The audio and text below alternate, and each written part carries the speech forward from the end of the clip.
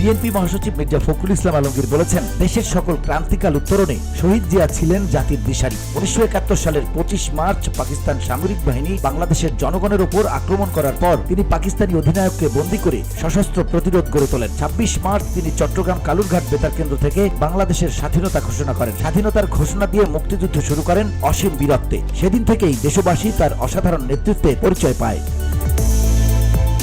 শনিবার 18 জানুয়ারি গণমাধ্যমে পাঠানো এক প্রেস বিজ্ঞপ্তিতে এসব কথা বলেন বিএনপি মহাসচিব। 19 জানুয়ারি শহীদ রাষ্ট্রপতি জিয়াউর রহমানের 89তম জন্মবার্ষিকী। স্বাধীনতার ঘোষক, বহুদলীয় গণতন্ত্রের প্রবর্তক, মুক্তিযুদ্ধের জেড ফোর্সের অধিনায়ক, বাংলাদেশী জাতীয়তাবাদী দর্শনের প্রবক্তা, ক্ষণজন্মা রাষ্ট্রনায়ক শহীদ জিয়াউর রহমান বীর উত্তমের 89তম জন্মবার্ষিকী উপলক্ষে তার প্রতি গভীর শ্রদ্ধা ও আত্মার মাগফিরাত কামনায় এই বাণী দেয়া হয়।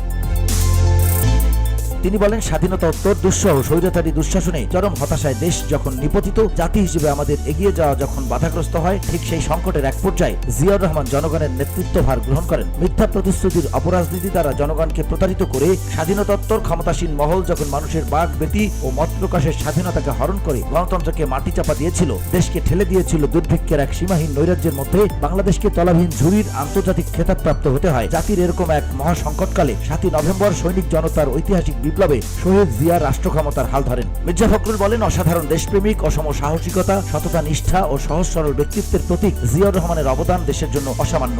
শহীদ জিয়ার বাংলাদেশী জাতীয়তাবাদী দর্শনেই আমাদের জাতিসত্তার সঠিক স্বরূপটি ফুটে ওঠে, যা আমাদের ভৌগোলিক জাতিসত্তার সুনির্দিষ্ট পরিচয় দান করে। বাংলাদেশী জাতীয়তাবাদ আমাদের স্বাধীনতা ও সার্বভৌমত্ব টিকিয়ে রাখারও অবিনাশী দর্শন। আমি এই মহান রাষ্ট্রনায়কের জন্মবার্ষিকীতে স্বাধীনতা, সার্বভৌমত্ব, সুরক্ষা, গণতন্ত্র, মানুষের ভোটাধিকার, মানবিক সাম্য, ন্যায় বিচার ফিরিয়ে আনা এবং মানুষের হারানো মৌলিক ও মানবাধিকার প্রতিষ্ঠা করতে ঐক্যবদ্ধভাবে কাজ করার জন্য দেশবাসীর প্রতি আহ্বান জানাই।